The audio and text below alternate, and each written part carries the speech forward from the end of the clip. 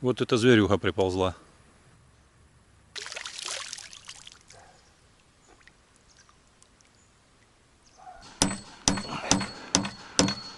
Так.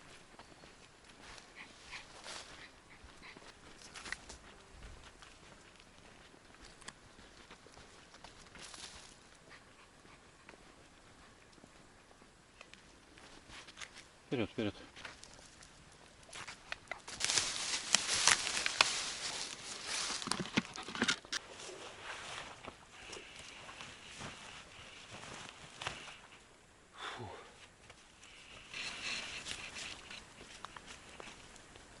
Все, свободен.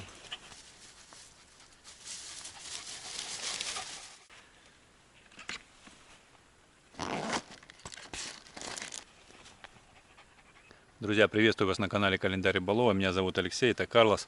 Мы направляемся к землянке. Сегодня основными задачами будут найти и забрать с собой фотоловушку, посмотреть, какой же зверь был в наше отсутствие. Ну и второй задачей будет полить наш небольшой огород. Все, отдохнули? Пойдем дальше, погнали. Давай, давай.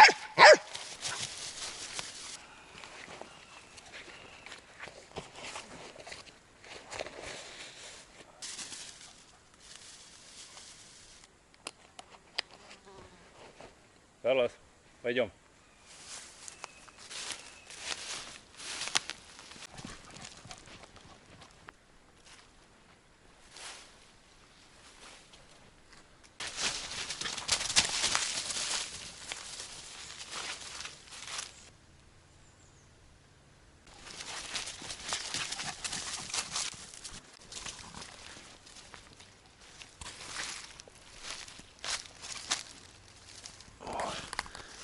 Один поплавочек. Скоро у меня целый набор будет разных размеров.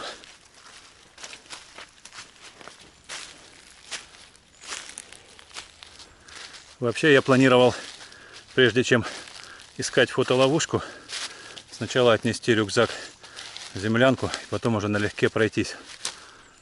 Но любопытство взяло верх. И я ползу на горку с полным рюкзаком, чтобы побыстрее посмотреть, кто же там запечатлен на фотокамеру.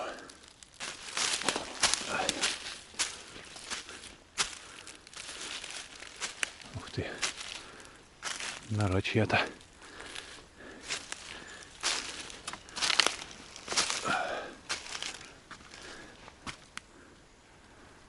Кто-то там живет точно.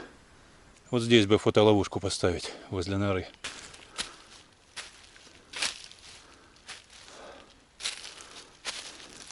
Карлос меня совсем не замечает, занят своими делами. Кого-то унюхал, бегает по следу. В тот раз, когда он был с камерой на ошейнике, так он почему-то все время возле меня был. Боялся отойти. Сегодня опять, как ни в чем не бывало, носится по всему лесу. Так, где же она?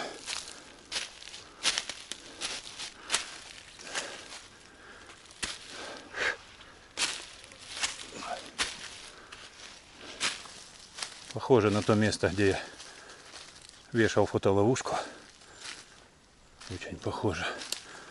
Да, вот он. Нашел. Оказалось, не так сложно. Так.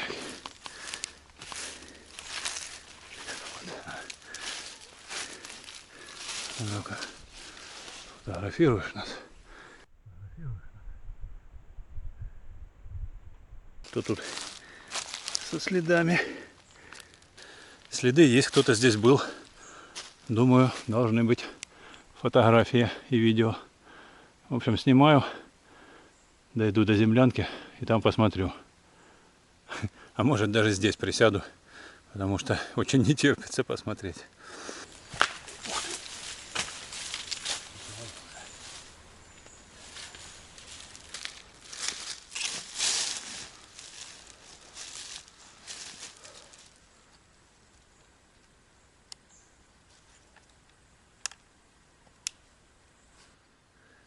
много видео записала.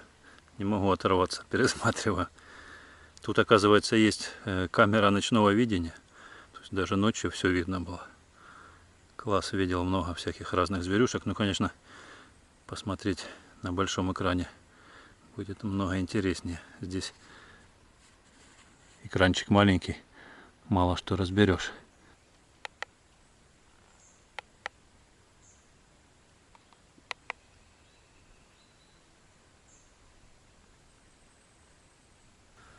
Да, много видео получилось. Дома будет интересно все пересмотреть. Выберу обязательно самые интересные моменты и выставлю в конце видео.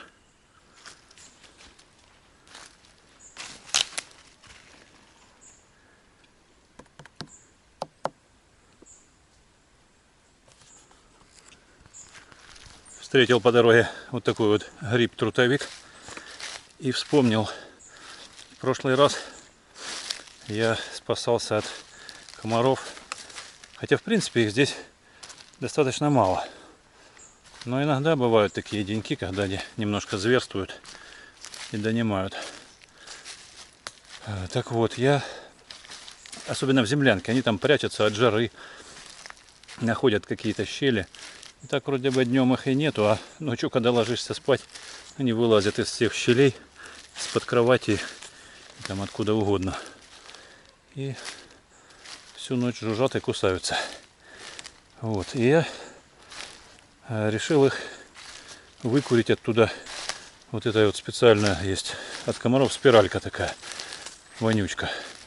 Ее поджигаешь. Она, в принципе, для улицы, для использования. Но на улице она абсолютно не работает. Может быть, прямо к ней комары и не подлетают, но надо себя обложить таким количеством, чтобы оно хоть как-то действовало. В общем, на улице это не вариант. А вот если ее спалить в помещении, и причем не просто спалить, мне пришлось их собрать несколько штук и сложить в такую кучку одновременно. Сейчас я позже договорю, не пойму, опять я нашел такую же штукенцию, какую-то военную,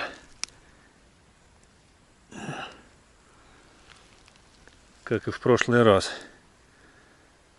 Непонятная штука. Она как будто бы из бетона, железобетона, внутри стержень. Ну да ладно.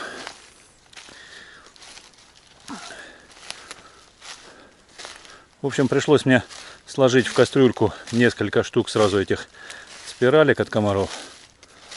Одновременно поджечь. Там был такой дым, что, как говорится, хоть топор вешай. Вот. Тогда, да, они действительно погибли. Ночью мне не мешали, но спать было очень плохо, потому что это дело очень долго выветривается.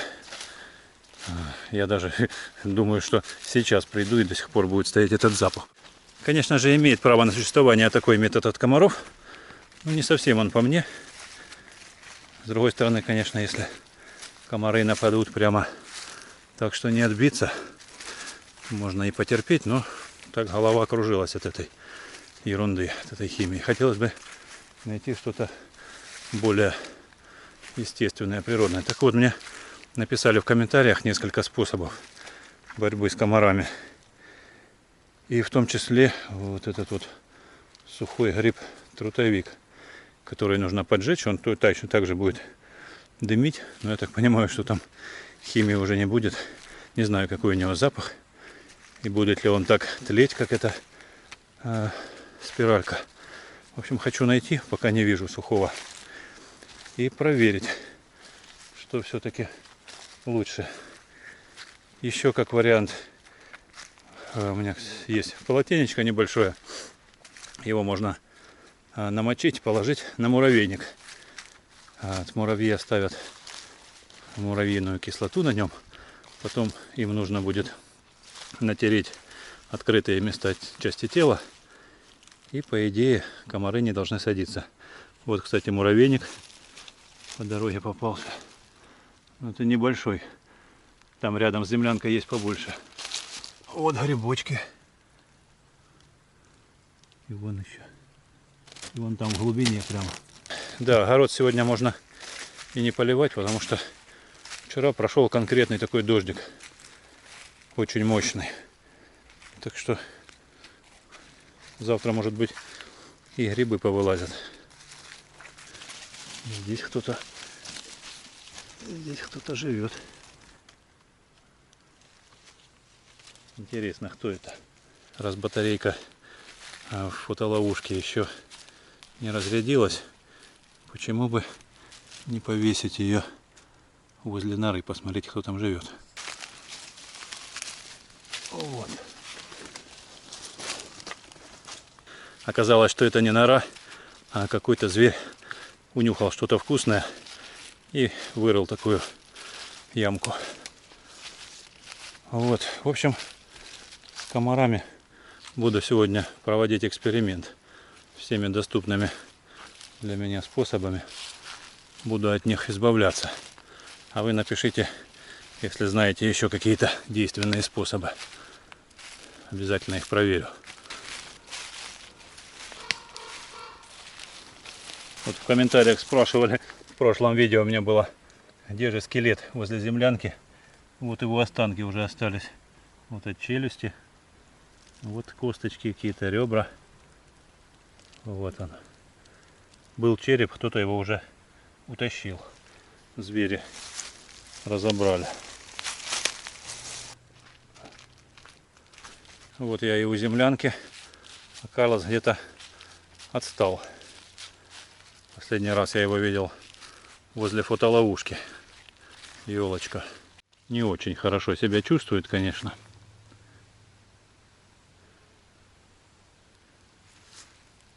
Я даже не знаю, что такого можно сделать, чтобы она получше развивалась. Ну, так, часть иголок сухие, часть зеленые.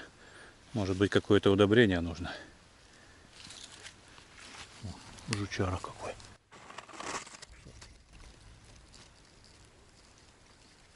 Карлос!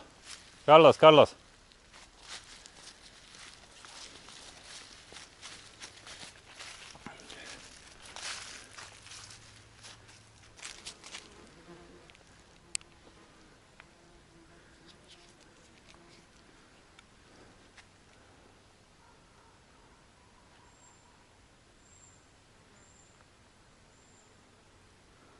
Я не пойму, откуда здесь столько плодов. Я даже не пойму, что это. То ли яблоко, то ли груша. Похоже на грушу. Дикую. Только вот дерево груши я здесь нигде не вижу. И ни в один год я не видел здесь этих плодов. Не понимаю, как так, откуда она взялась. И где она вообще в принципе находится. Ну вот нету здесь. О, Карлос где-то метется. Ты где бегал? Кого видел?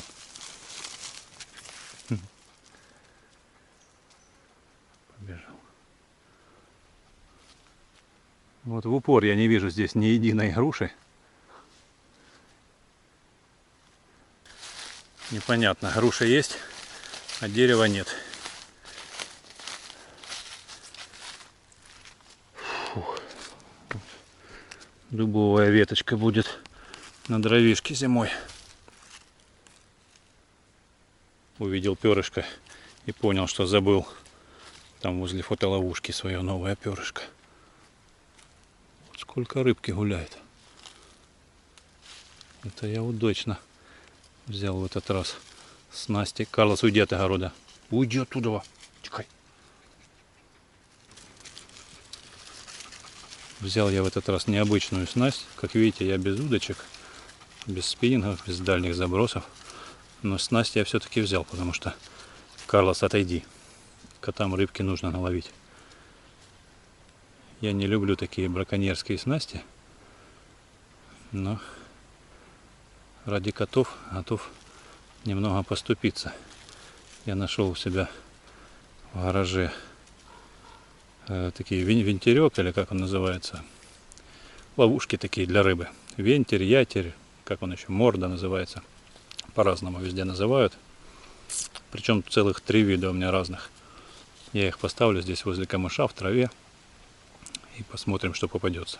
Как раз не нужно будет отвлекаться на рыбалку, когда я с удочками нужно приготовить прикормку, вот, снасти связать, все перестроить, настроить. Все время много занимает. А так я их поставлю, эти ловушки, и завтра утром сниму, если поймается. Я думаю, что поймается. Только там будет радость. Так, вот огурцы.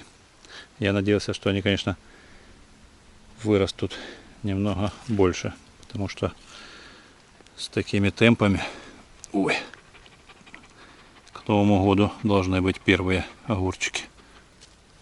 Почва влажная. Сегодня точно можно не поливать. Завтра посмотрим. Вот какая-то петрушка растет. Я вроде не сажал петрушку. Карлос набегался.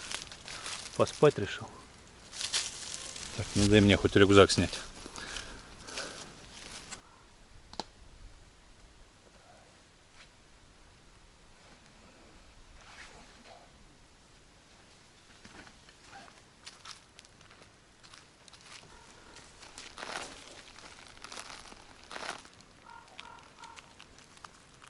Вода недавно отцвела, довольно мутная, поэтому вот в эти ловушки рыба должна попадаться хорошо.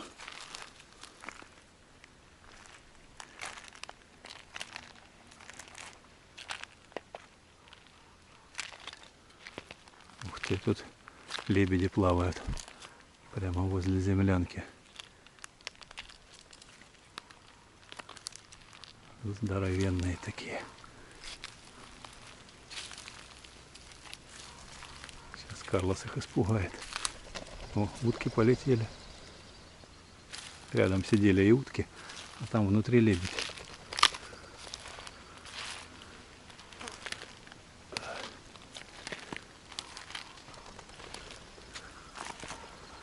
Много уток.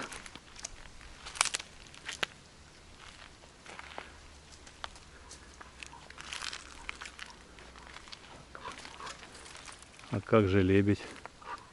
Куда он мог спрятаться? Ведь был же. Интересно. Наверняка где-то в камыш он заплыл. Взлетать не взлетал. О, и здесь у меня эти груши, плоды. О, вот они, груши. Можно компот варить.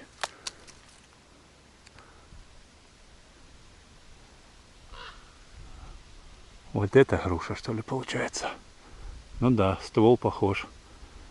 Листики высоко не вижу. Да, вот это груша. Тут я вижу. А там нет. Пойдем, Карлос. Лебедя мы не увидим. Интересно, едят ли дикие утки дикую грушу? Может быть, поэтому они здесь собираются. Красноперочка плавает. Думаю, она как раз и попадется в ловушку. Сидел на бревнышке, учуял неприятный запах издалека. Прошелся тут метрах в 20. Еще один скелет.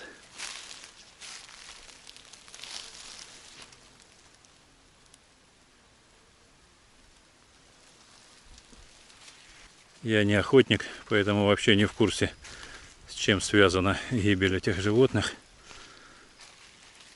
То ли хищники какие-то, то ли болезни. Может, охотники есть среди зрителей канала. Подскажите, почему так? Уже второе животное рядом с землянкой обнаружил.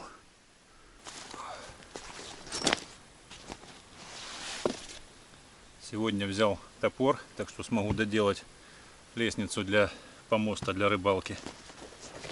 Также взял еду. Я уже закончил свое лечебное голодание, поэтому буду сегодня что-нибудь готовить. Так, воду. Так, фонарики.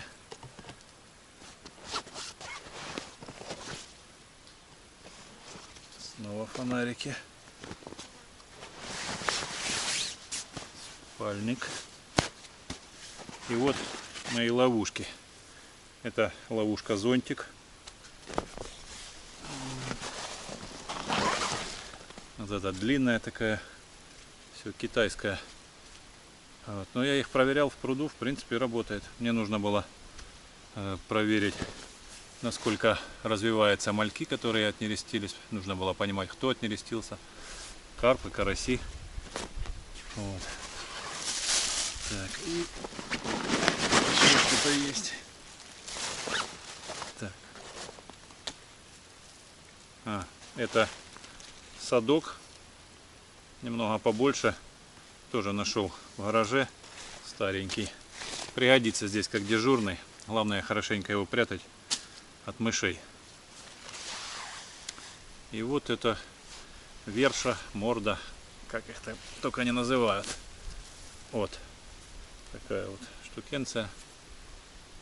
Сейчас сделаю прикормку и буду заносить эти ловушки для рыбы и раков. Специально взял с собой хлеб, чтобы сделать прикормку для рыбы из хлеба и чеснока.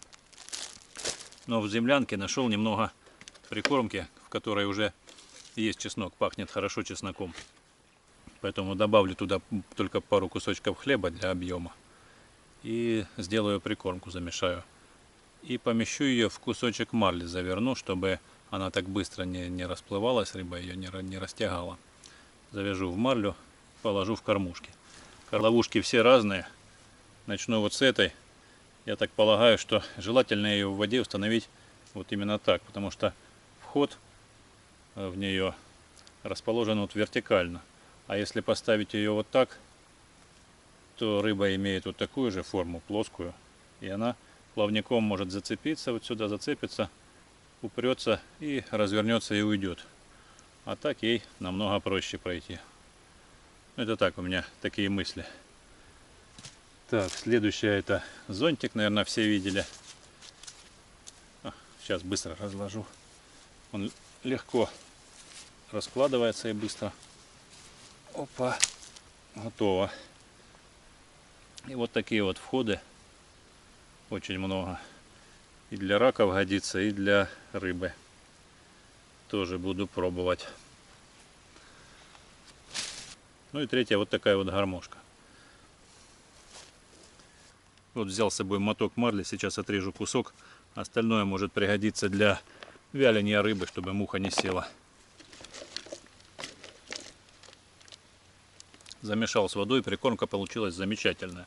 Можно использовать и на фидер, и на кормушку, если вдруг приехали на рыбалку и не рассчитали с прикормкой, маловато взяли, то запросто можно замиксовать вместе с хлебом и увеличить объем. Отлично просто получилось. В общем, сейчас замотаю в марлю, завяжу и установлю в ловушки.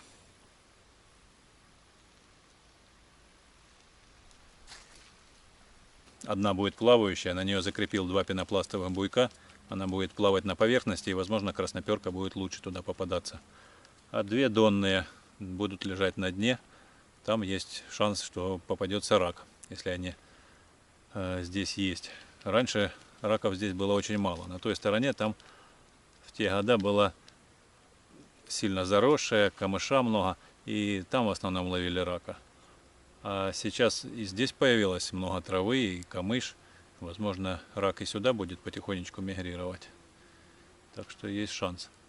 В общем, перемещаюсь на берег, буду забрасывать раколовки. Раколовки и рыболовки.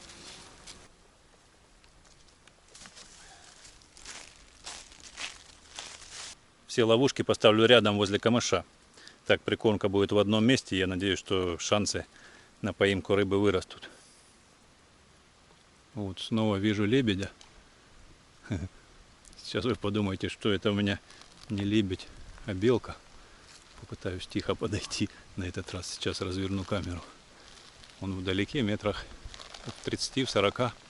Не знаю, будет видно, вот куда я иду, куда я смотрю. Вот там вот он находится. Сейчас постараюсь подкрасться, если Карлос его не испугает. Карлос, иди поспи в землянку, а? Ты ж любишь. Вот поворачиваю.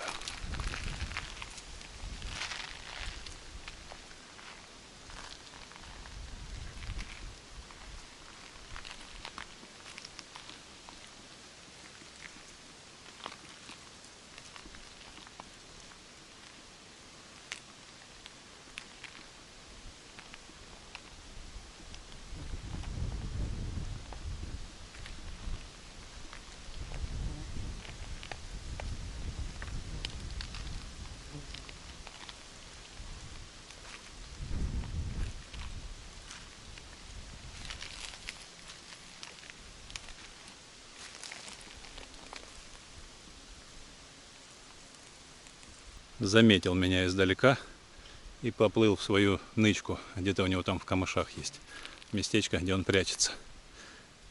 Может быть, с берега аккуратно подкрадусь. А нет, я поставлю там фотоловушку и поснимаем лебедя. Думаю, будет интересно. Там куча уток было. И лебедь там постоянно. Утки улетали, а лебедь где-то прятался. Ладно, пойду займусь раколовками. Все ловушки хочу поставить в одном месте возле камыша. Думаю, что прикормка так будет сконцентрирована в одном месте. И рыбка будет подходить, крутиться вокруг 3 ловушек. Ну и так шансы на поимку, думаю, увеличатся. Ну и заодно проверим, какая из них будет лучше работать. Они же все разные.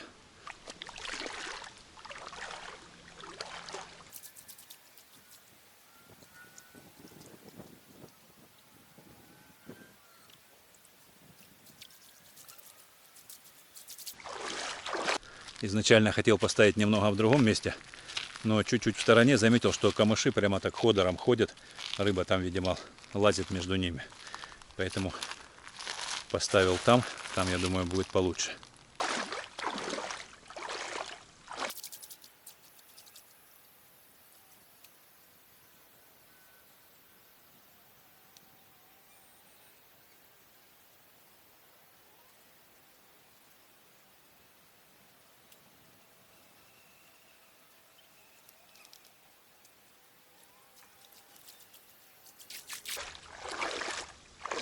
С плавающей ловушкой не получилось.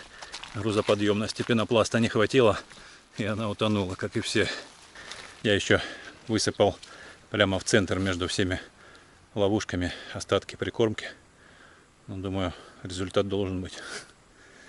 А сейчас пойду установлю ловушку, фотоловушку на лебедя. Потому что я смотрю, он там постоянно выплывает и днем.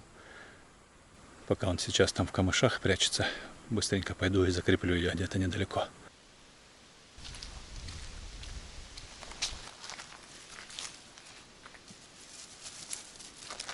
Ты опять пошел птичку пугать.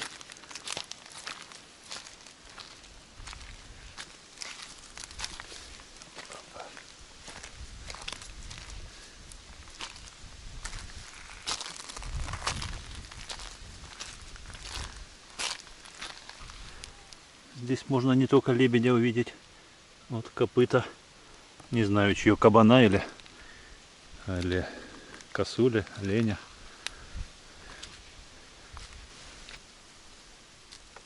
Дерево как отвалилось от основного грунта. Вот так метра на 1,5-2 упало вниз вместе со всеми корнями. Правда, поломалось во время падения. Но вот вся корневая система и ствол. Вот они приземлились вот так. Вот, кстати, вижу грибы-трутовики. Я уже один нашел, положил сушиться, он мокрый.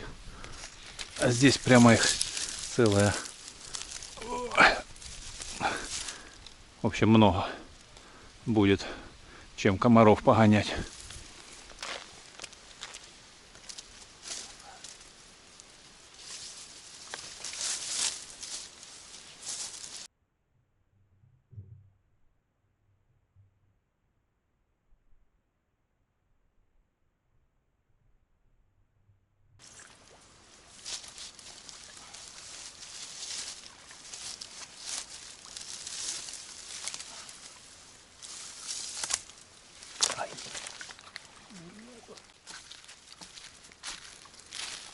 Я, я только что обратил внимание и подумал, что же я за идиот, привязал веревку для белья, и теперь до нее просто не достаю. Приходится вешать вот на гвоздики и так далее. Потом начинаю вспоминать, ну, действительно, ну, как можно быть таким идиотом, привязать так высоко? А оказывается, деревья-то растут. И вот за эти несколько лет я уже не дотягиваюсь до веревки. Придется с прыжка забрасывать.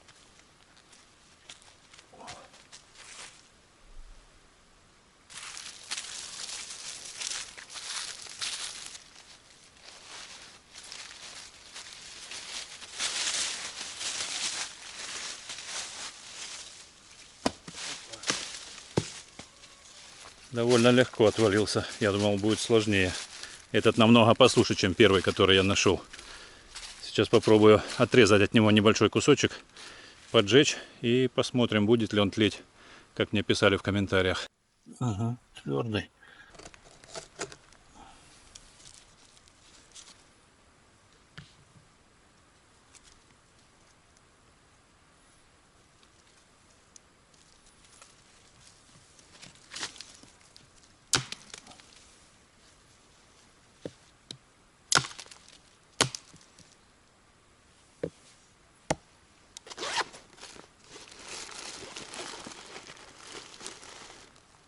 Вот отколол кусочек. Сейчас попробую. Этот гриб действительно отлично разгорается, дымит, тлеет. Даже несмотря на то, что недавно был сильный дождь, весь лес влажный. Дым не такой противный, как у вот этой химической спиральки от комаров. Единственное, чтобы он действительно отпугивал их. Я сейчас нарублю топором несколько щепок, положу их в какой-то металлический, то ли кружку или в миску, подожгу и закрою дверь и посмотрим, как отреагируют комары.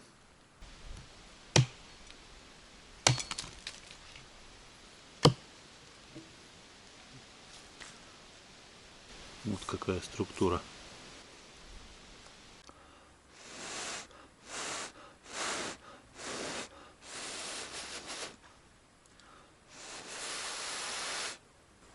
Рановато я обрадовался по поводу гриба-трутовика. Пока его держишь вот так в руке и раздуваешь, или хотя бы небольшой ветерочек есть, он действительно хорошо тлеет. Не знаю, может, если его подсушить, все будет хорошо. Но когда я его ставлю в землянке, он очень быстро тухнет. Дыма недостаточно, чтобы комаров потревожить даже. Вот. У меня уже голова кружится от раздувания. В общем, положу его где-то в сухое место. Пусть сохнет. А пока буду искать муравейник для того, чтобы испытать следующий способ борьбы с комарами. Я намочил полотенце, хорошенько его отжал. И теперь ищу муравейник, чтобы положить его прямо на муравейник. И по идее муравьи должны его погрызть, покусать или пожалить и выпустить на него свою муравьиную кислоту, которая должна отпугивать комаров. Я должен потом этой кислотой натереться. Ой, вот комар.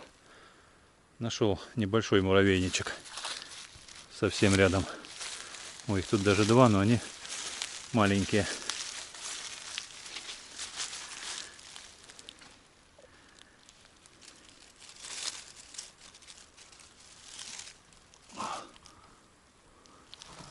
Тут еще вот жучара был.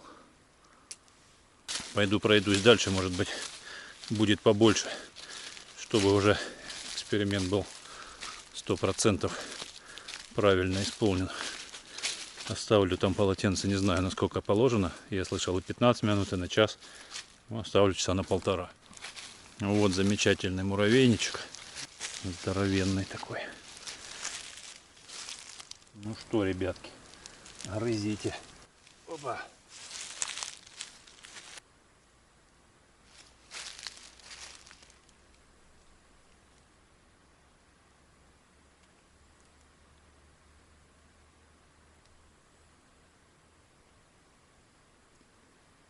Что-то они не особо грызут его.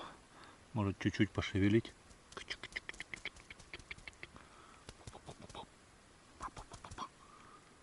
А ну, кусайте.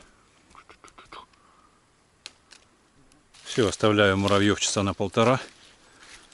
А потом возьму это полотенечко и натру все открытые части тела. Надеюсь, у меня не слезет кожа от их кислоты.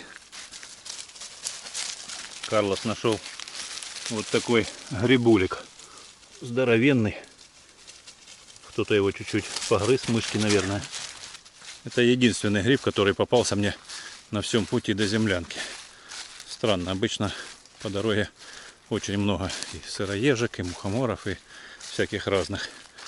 Сейчас лес хоть и влажный, но до этого было прямо засуха. Очень сухо.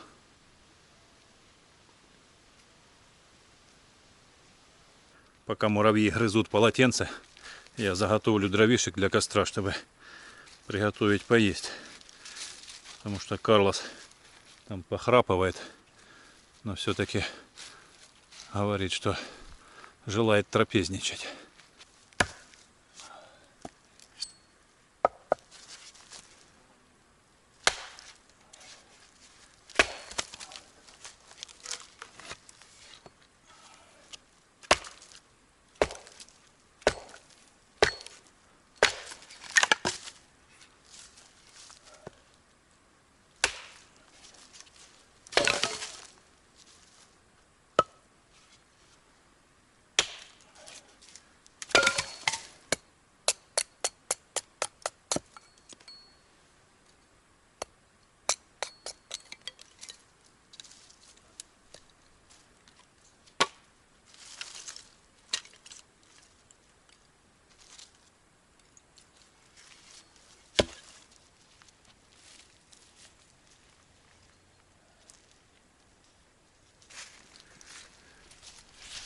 Прошло около часа, как я положил полотенце на муравейник. Ну, думаю, должно быть достаточно. За 1,5 часа комары сожрать могут. Вот. Тем более, что слышал такую версию, что достаточно 15 минут. В общем, проверю. Хотя сейчас комаров совсем немного. Оводы достают. И мухи тоже лезут. Комаров совсем мало. Но они будут в землянке. Я думал, что когда приду, все полотенце будет черное в муравьях. Похоже, что они не особо его видят как врага. Ну ладно, попробую. Сейчас сниму, стряхну их.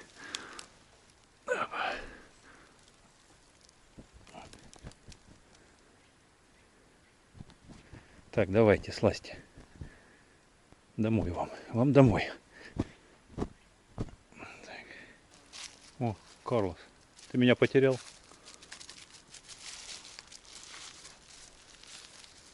Что? Кушать пора, да? Да? О.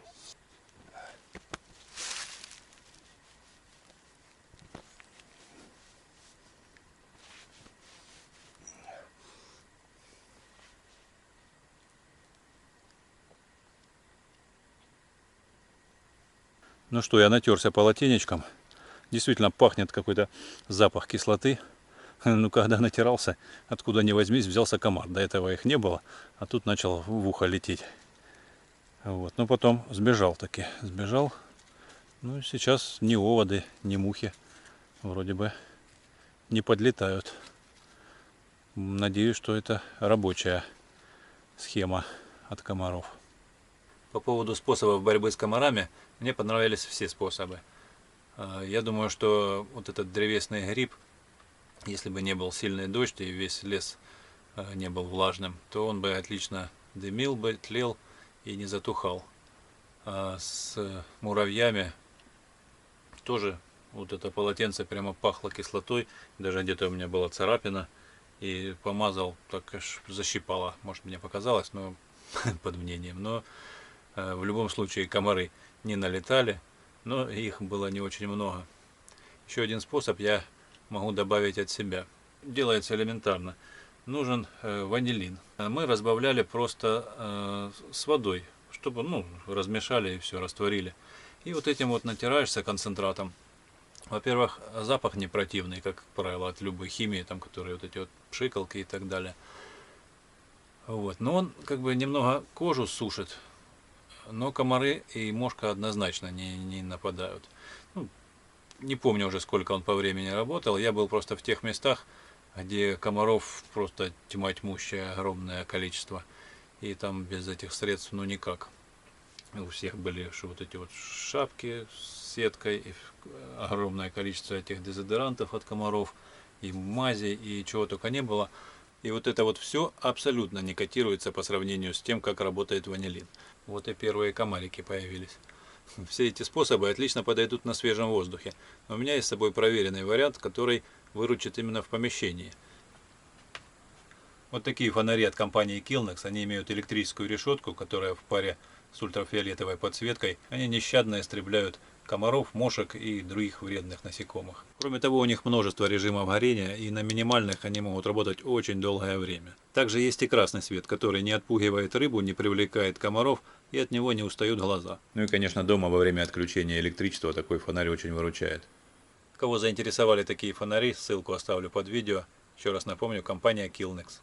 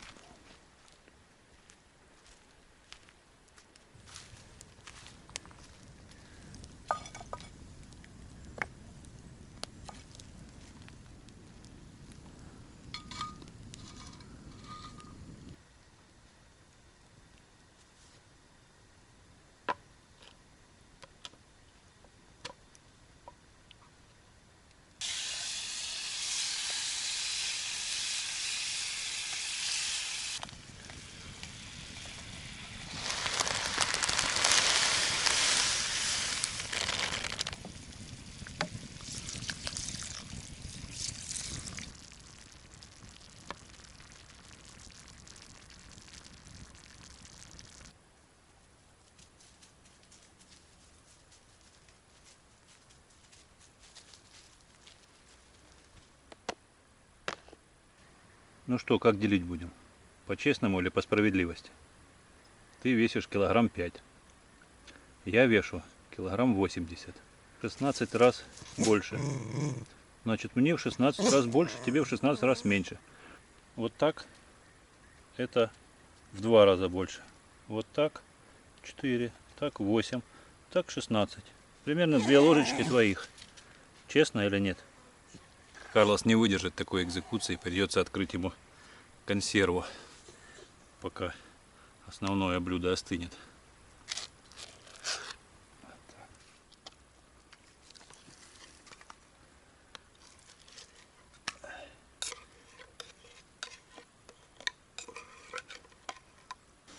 Вот и мой урожай с огорода. Вот такие помидорчики черри. Так вышло, что вся рассада у меня была именно черри. Вот такие вот все малюсенькие помидорчики. И лучок под стать. Как он там, забыл уже, как называется. Семейный или кущевка, по-моему. А вот чесночок неплохой уродился. Чесночок это очень полезно. Я такую головку за день запросто съедаю.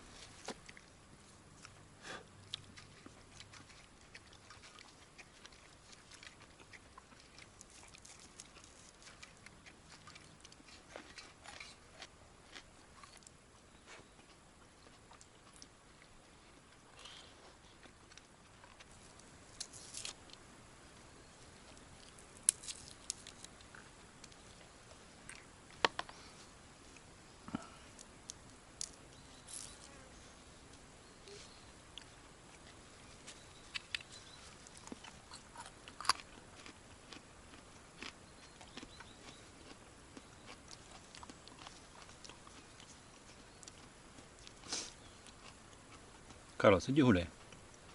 Не надо меня гипнотизировать. Ты уже съел всю банку.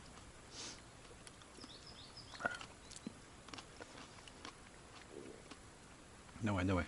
Иди к еноту сходи. То лопнешь. Ну что, всем приятного аппетита, кто за столом. Вот эта зверюга приползла. Сейчас подкормлю рыбку ей. Лебедь приплывал прямо сюда, ко мне, к землянке. Интересно, фотоловушка его уже запечатлила. Пойдем отдыхать уже. Пойдем.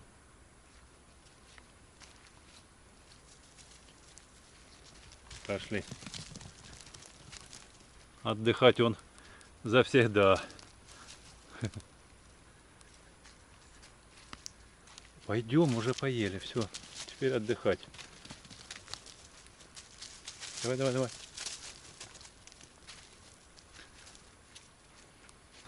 Мы уже поели, вещи я занес в землянку, приготовились ко сну. И сейчас перед сном будет минутка здоровья. Понимаю, что многим из вас это совсем не интересно.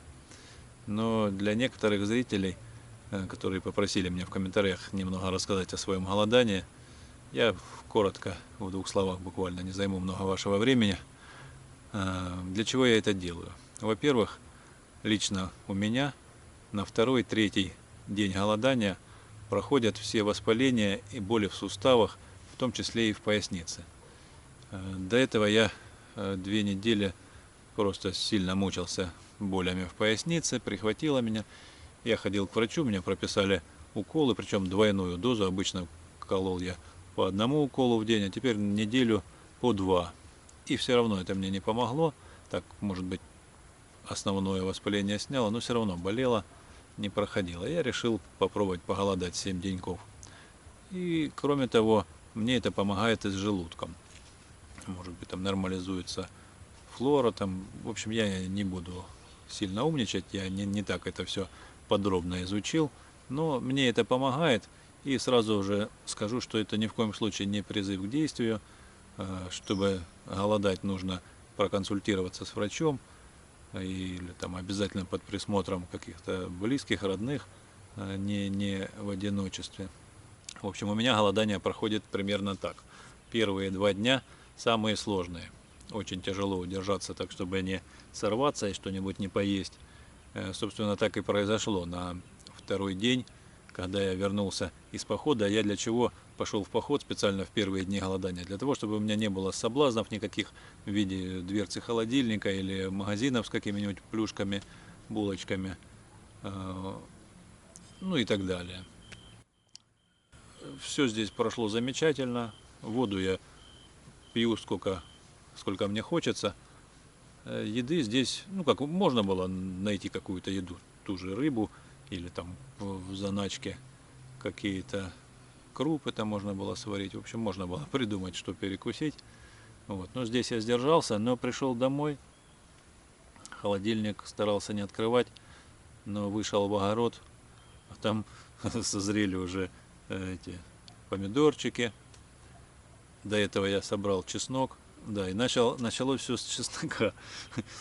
На кухне на столе лежала головка чеснока. И мне так захотелось его съесть. Я отломал 1 зубчик, присолил, съел с таким удовольствием. Я такого вкусного чеснока никогда не ел. Вот. К холодильнику уже боялся подходить, потому что если бы я его открыл, то мог бы не сдержаться. Пошел в огород пополивать. А там уже созревшие помидорки. И тоже не смог устоять, сорвал 1 помидорчик, съел. Но на этом все закончилось. Вот так, зубочек чеснока и помидорчик. Это было вечер 2-го дня. После того, как я вернулся из похода домой, я пытался записывать свои ощущения и измерял себе вес и как бы свои окружности, живот там и так далее. В общем, я думал, может быть, получится сделать отдельный коротенький ролик, но посмотрел, что там видео того там на 2 минутки, что там того ролика будет, и решил включить его вот в этот ролик.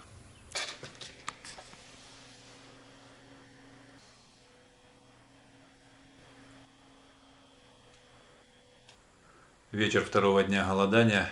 Только что пришел с рыбалки, с похода. Чувствую себя хорошо, но есть хочется сильно. Пью воду чашку за чашкой, хоть как-то заполнить желудок. Наверное, второй день это самый сложный голодание. Дальше будет проще.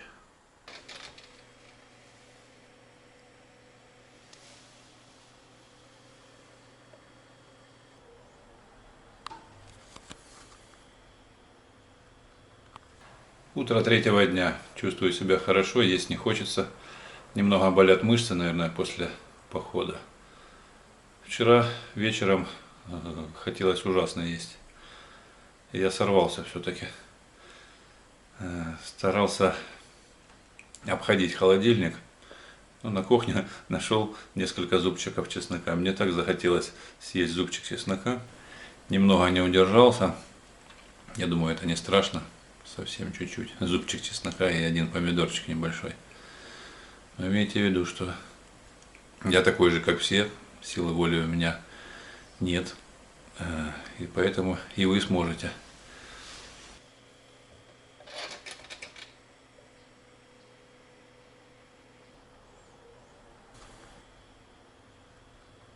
Друзья, вечер третьего дня моего лечебного голодания. Настроение в порядке. Самочувствие хорошее, но есть один момент. Сидел на приседках и резко встал, и начала кружиться голова. Пришлось схватиться рукой за спинку стула. Но это из-за того, что у меня всегда было повышенное давление, организм не привык к низкому, а при голодании давление нормализуется, просто еще не успел перестроиться. Что по аппетиту? Есть хочется, но уже не критично, не так сильно. За исключением момента, когда я ходил в магазин за едой для животных, ну и по дороге встретились арбузы, дыньки, но я начал себя уговаривать, что арбуз это же не еда, это вода, сок. Но не уговорил, сдержался. В общем, все по плану. Четвертый день голодания. Утро. Я немного расстроен тем, что поясница все-таки не перестала болеть. Возможно, это связано с тем, что я немного сорвался на второй день и съел зубчик чеснока и помидор. И из-за этого могла аутофагия включиться чуть позже. Поэтому я как бы не расстраиваюсь, но с утра были такие мысли, раз спина не проходит, значит, может, ну его и залезть в холодильник. Но я себя сдержал, попил водички, вот, продолжаю голодание. В целом состояние хорошее, давление как у космонавта, будут какие-то изменения, вечером включусь.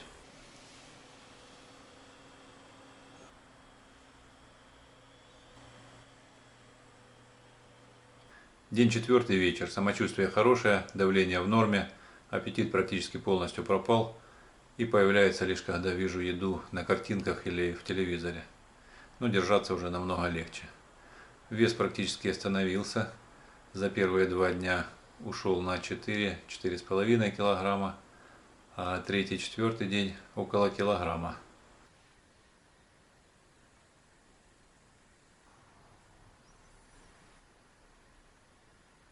Утро, пятый день голодания. Самочувствие хорошее, давление как у космонавта. 5 дней не принимал таблетки от давления.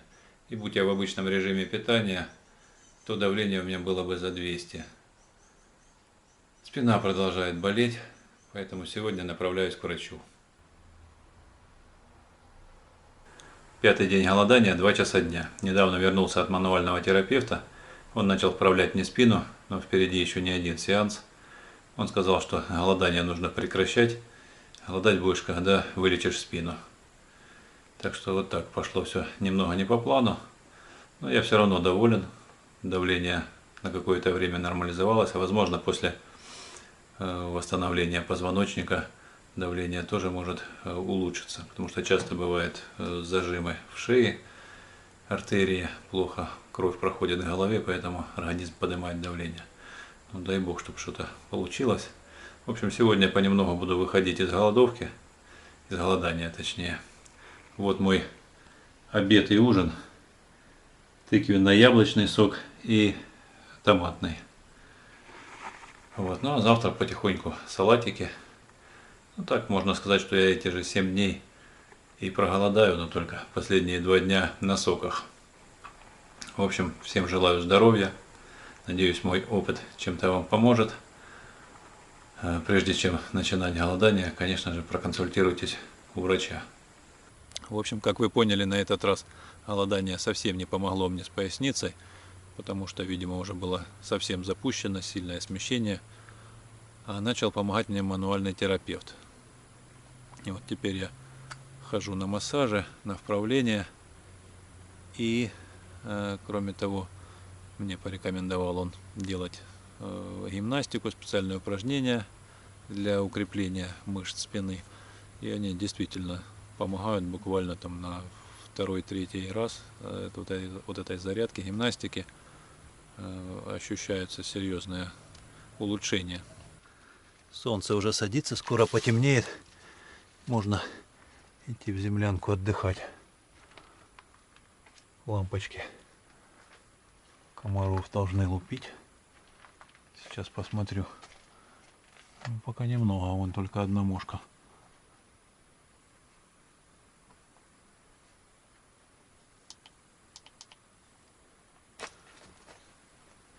Все, Карлос, укладывайся. Отбой. Спокойной ночи. Давай, давай, укрывайся.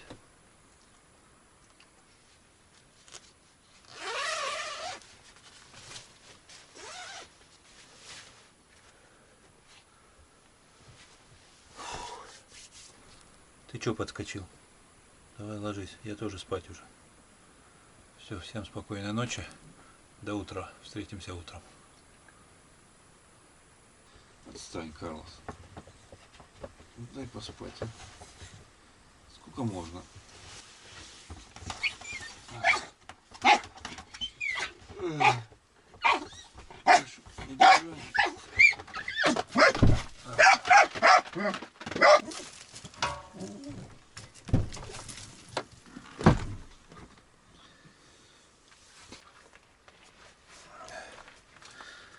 Карлос не дает поспать.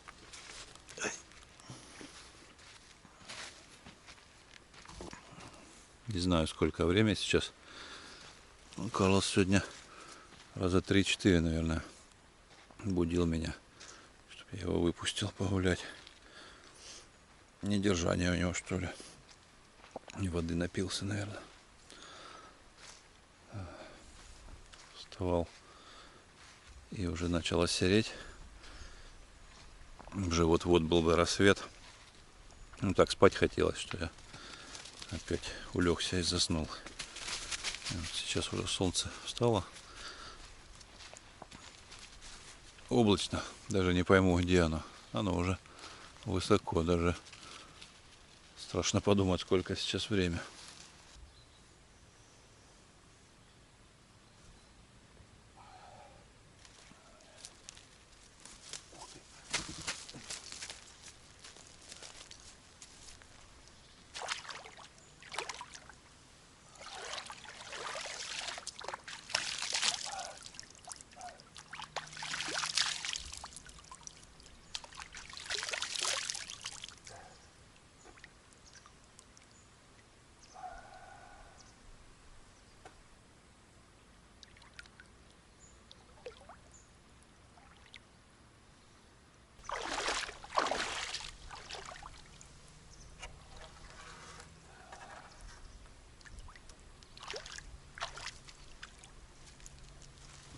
Уже 8 часов.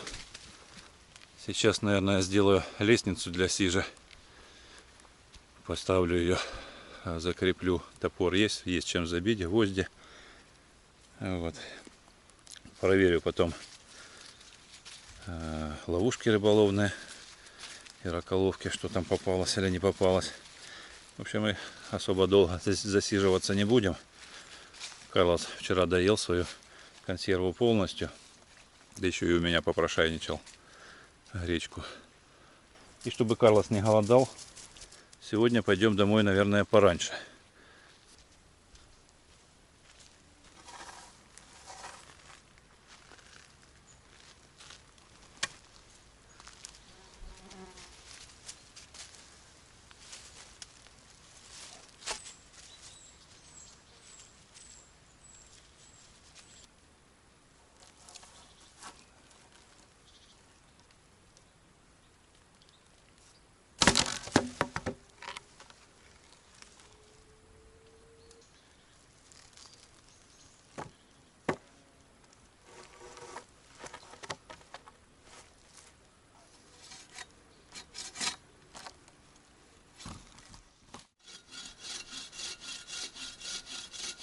Ножовка это с очень маленьким разводом, его практически нет. И пилить можно только очень сухую твердую древесину. Если хотя бы немного рыхлая, сразу вязнет, клинит ее. Поэтому я вот так вот режу в распор и давлю рычагом, чтобы расходился рез. Тогда хоть как-то можно обрезать. В общем, не рекомендую такое полотно для туризма. Очень тяжело ей пилить.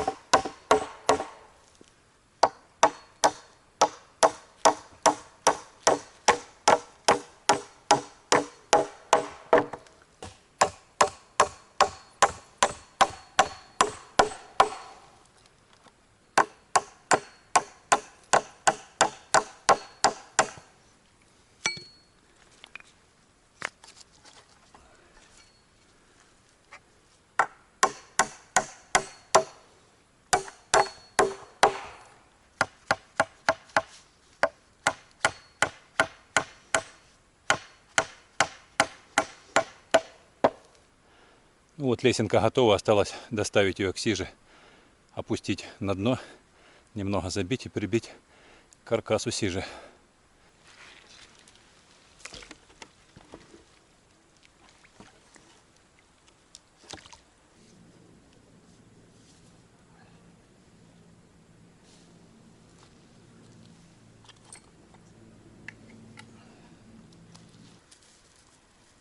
Пошли купаться.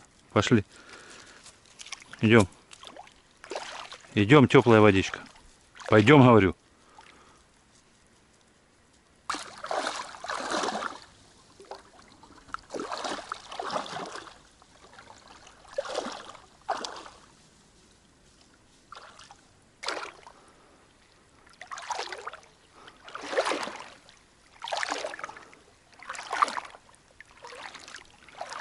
Травы стало поменьше. Особенно вот здесь, до помоста. То здесь было вообще сложно пройти через траву. Ну что, надеюсь, мои расчеты будут верными. И как раз хватит по высоте. И расстояние между ступеньками будет удобным. Теперь бы не потерять гвозди с топором. Оп.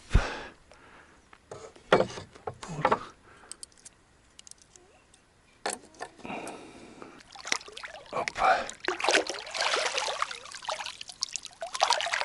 О, похоже. Теперь чуть-чуть забить. Опа.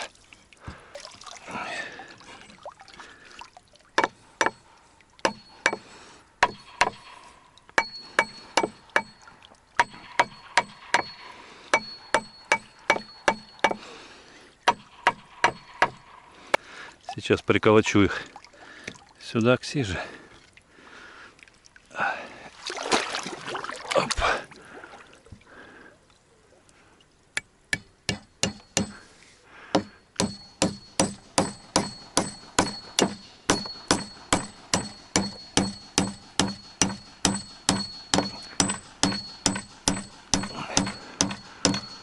Так. Где второй?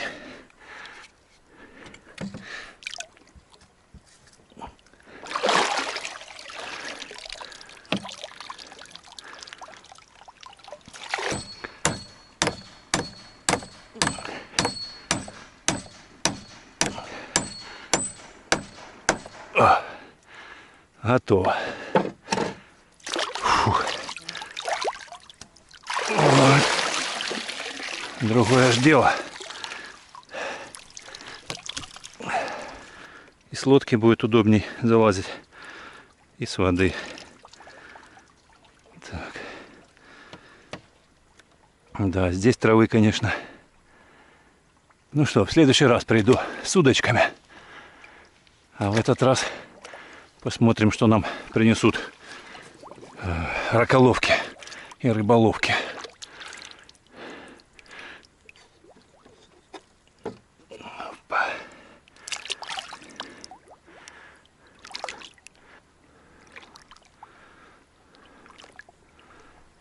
Пойдем, Карлос, проверим фотоловушку. А то я ее забуду там. А так хочется посмотреть, что она наснимала. Сейчас никого нет. Может быть, мы их распугали. Дно, конечно, здесь не очень удобное для купания. С непривычки ноги очень болят. По ракушке, по камушкам ходить.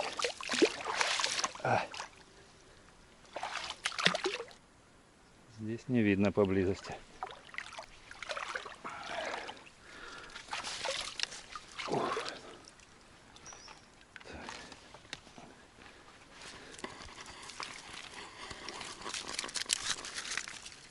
Пойдем, Карлос, смотреть, что там попалось нам на ловушку.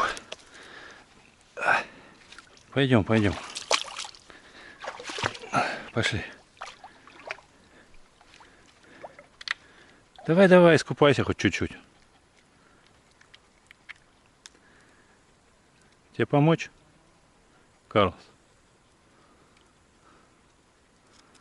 Вот грязнули уже.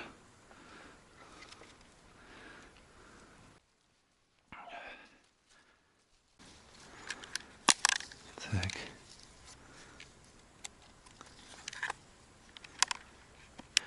Да, немного кадров добавилось. Всего 5. Вот он я. Когда устанавливал, наверное. Вот Карлос. А вот какие-то птички, похожи на цаплю, ночью. Дома уже внимательно рассмотрю и выставлю в конце видео кадры из фотоловушки. Птички плещутся прямо в землянке, слышно. Вышел посмотреть, кто это здесь. Такое ощущение, что кто-то на веслах плывет на лодке. Я так издалека не пойму, похоже на молодняк уток. Но разве они такими стаями ходят? Надеюсь, они не залезут в мои ловушки, не порвут сетки, чтобы достать рыбу. Вот сколько за ночь поджарилось комариков и всякой другой мошкары. Пойдем, Карлос, проверять ловушки. Пойдем, пойдем. Да, да, да. Опа. Заодно помоем фонарики от комаров, которые набились за ночь. Ай. Вот так.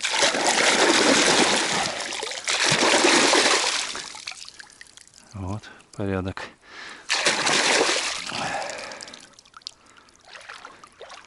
Пойдем купаться. Пойдем.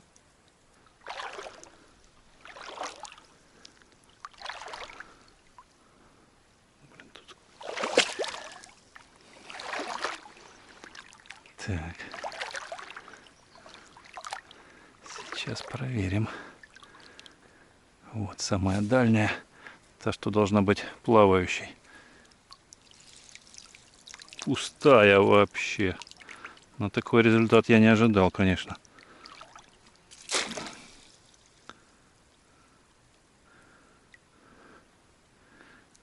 Да. Уж. Зонтик. Ты не подведи хоть.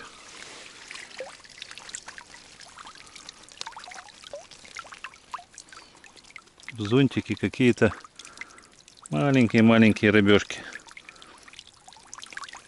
Только потому, что у него мелкая ячейка. Поэтому они там и задержались. Это все неплохо пошло бы на живца для окуня. Да, вот я смогу этот зонтик использовать в качестве ловли живца для окуня. Нравится мне рыбалка на живца, на окуня. Поэтому зонтик я здесь, наверное, оставлю. Надо его как-то подвесить, чтобы мыши не поели.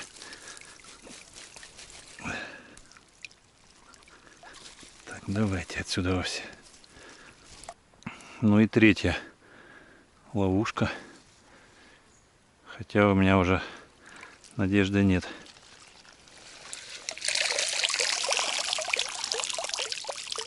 А здесь даже мелочи нет. Прикормка вся на месте. Сказать, что я удивлен, ничего не сказать. Я бы на обычную поплавочную удочку наловил бы ведро рыбы за такое время, как стояли эти ловушки. Вообще они мне разочаровали меня. Ну и слава богу. Как я не любил браконьерские виды ловли, теперь вообще ненавижу. Хотя нет, может быть, оставить мне эти ловушки, постоят подольше, кто-нибудь да залезет. Что мне их тянуть домой? Дома они мне не нужны. А приду дня через 3 и проверю. Ну вот сюда. Зонтик поставлю. Ай. Подальше, поглубже.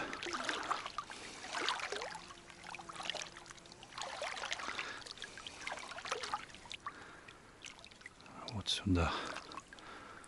Может, карасики какие-нибудь да залезут. Ага. Нет, так не залезут. Если не застегнуть.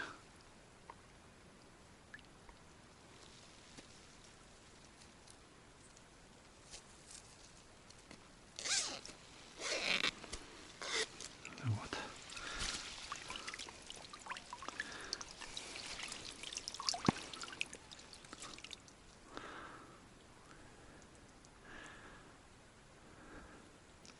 Все, ловушки оставлю до следующего раза. Думаю, денька через 3 приду снова.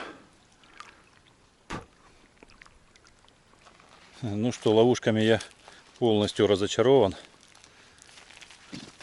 А как будут разочарованы коты мною, когда я не принесу домой рыбы, я даже не представляю. Что такое?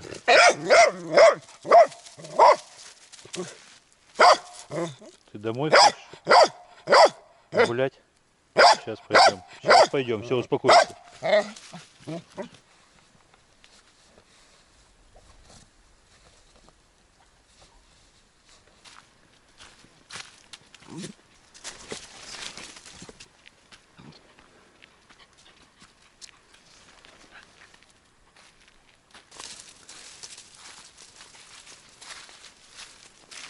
Я все никак не успокоюсь по поводу этих ловушек для рыбы и раков. Смотрел по телевизору в рекламе, так там как минимум пол этого зонтика рыбы или половину вентиля раков. Вот, я уже подумывал, наверное же я маленький мешок взял для рыбы. Не поместится все. И переживал, дома тоже нужно, наверное, морозильную камеру купить, чтобы рыбу складывать, потому что коты ж не съедят сразу. Килограмм 50 как минимум должен был с 3 ловушек принести. Вот. Шутки шутками, но я не понимаю, что я не так сделал, почему такой улов, вернее отсутствие улова. Может быть, кто-то использовал такие ловушки или подобные и имеет опыт в ловле. Так вы подскажите мне в комментарии, что я упустил, в чем проблема. Как вы уже поняли, мы с Карлосом топаем домой. Если по дороге ничего интересного не случится, то я буду с вами прощаться. Всем здоровья, мира и добра. До встречи в следующих видео. Пока-пока. Грибочек такой на камушек похожий. Ох, толстенный какой.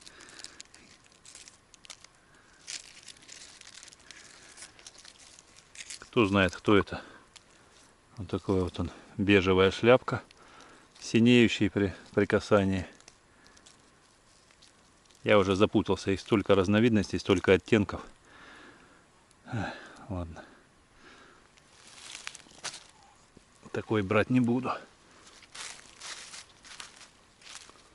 А вот это уже похоже на грибочек.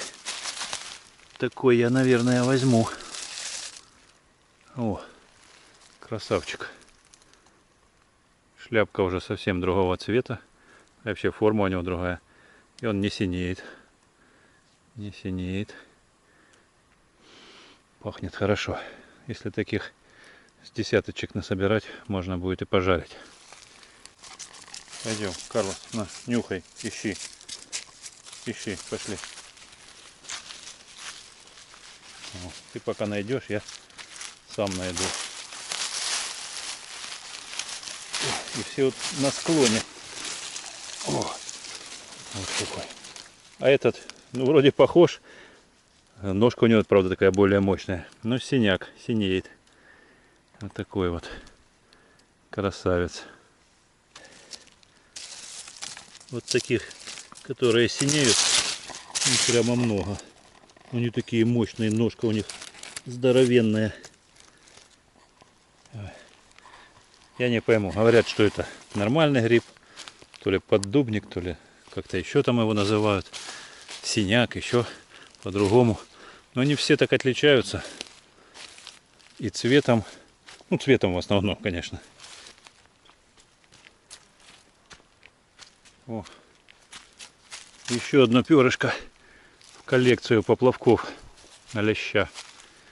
Очень мне нравятся поплавки из перьев.